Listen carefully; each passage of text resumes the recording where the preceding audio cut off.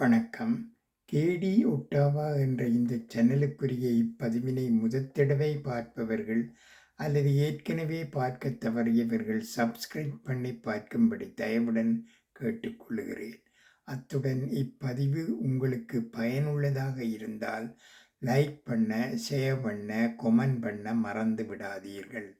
இது அன்புடன் உங்கள் கணேஷ். ஆண்டவனுக்குத் தெரியும் சுமையின் அளவு. ஒரு கதையொன்று.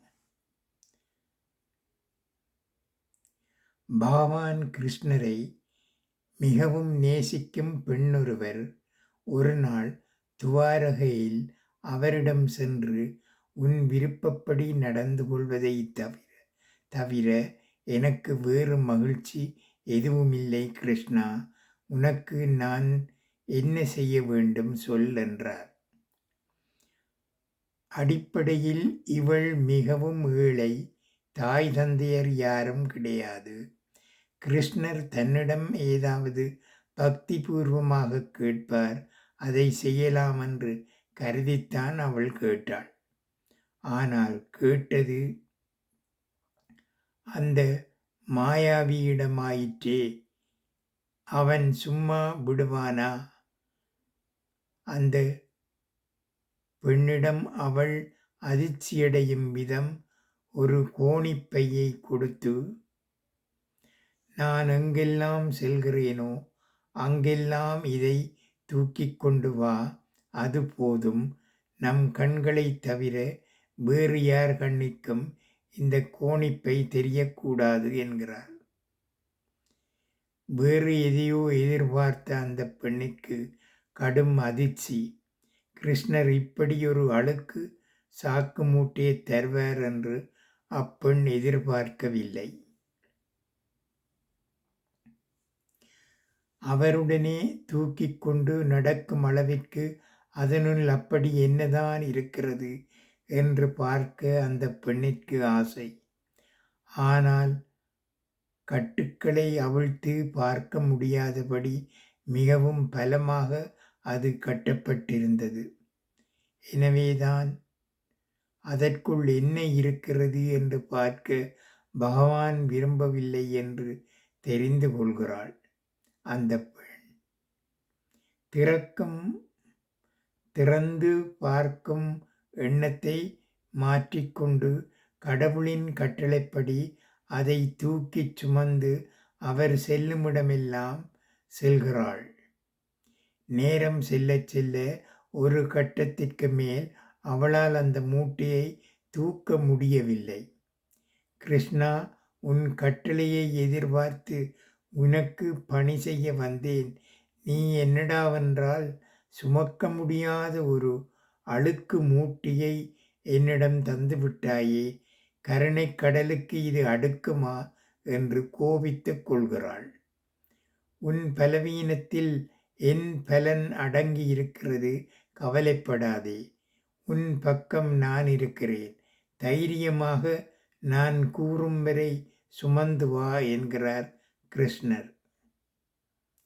மேலும் சில காலம் சென்றது. சில இடங்களில் அவளால் தூக்க முடியாத போது கிருஷ்ணர் தானும் தன் பங்கிற்கு ஒரு கை பிடித்து தூக்கி அந்த சுமையை பகிர்ந்து கொண்டார். ஒரு நாள் அவர்கள் போய் சேர வேண்டிய இடம் வந்தது. போதும், நீ சுமந்தது, அந்த மூட்டையை இறக்கி வை என்று கிருஷ்ணர் கட்டளையிட அந்த மூட்டையை பகவானின் முன் கீழே வைக்கிறாள் அந்த பெண். மூட்டைக்குள் என்ன இருக்கிறது என்று பார்ப்போமா என்று பகவான் புன்முறுவல் செய்தபடி கேட்க, அந்த பெண் அதற்காகவே காத்திருக்க, ஒரு பெண் சீக்கிரம் கிருஷ்ணா என்றாள் உரக்க. கிருஷ்ணர் தனது புல்லாங்குழலை அசைக்க முடிச்சுக்கள் தானே அவிழ்ந்து மூட்டை தானே பிரிந்து கொள்கிறது. முதலில் கண்ணில் தெரிவது வைக்கோல். ஆனால் வைக்கோல்களுக்கிடையே அரிய மாணிக்கங்களும் வைர வைடூரியங்களும் பொற்காசுகளும் தங்க ஆபரணங்களும் குவிந்து கிடந்தன. தேவலோகத்தில் உள்ள கற்பக விருட்சம் மட்டுமே தரக்கூடிய பொக்கிஷம் அது. இத்தனை காலம் பொறுமையுடன் நீ காத்திருந்தமைக்காக உனக்கு என்னுடைய பரிசு இது, எடுத்துக்கொள். அந்த பெண்ணுக்கு ஒரு கணம் ஒன்றுமே புரியவில்லை.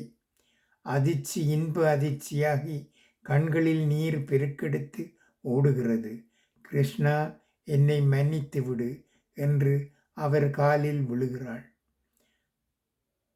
அரும் பெரும் பொக்கிஷத்தை என்னிடம் கொடுத்திருந்தும் கூட அது தெரியாமல் இந்த பாவி இத்தனை காலம் உன்னை தவறாக நினைத்து விட்டேன்.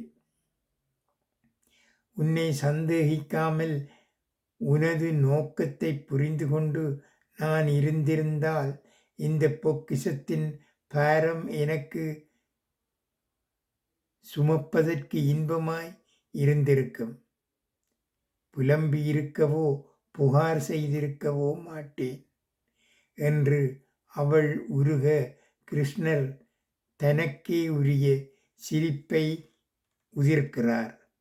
ஒவ்வொரு சுமையும் அதை சுமப்பவர்களுக்கென்றே இறைவனால் மிகவும் கவனமாகவும் அன்புடனும் பிரத்தியேகமாக செய்யப்படுகிறது. அவற்றை சுமை என்று நினைத்தால் சுமை, பொக்கிஷம் என்று நினைத்தால் பொக்கிஷம். எதுவாகினும் உங்கள் கைகளில்தான் அது உள்ளது. பார்க்கும் பார்வைதான் வித்தியாசப்படுத்தி காட்டுகிறது. நம்மால் எதை சுமக்க முடியும் என்று ஆண்டவனுக்கு தெரியும். அந்த அளவு சுமை மட்டுமே கடவுள் தருவார். எனவே அவனை நம்புங்கள் முழுமையாக. நன்றி, வணக்கம்.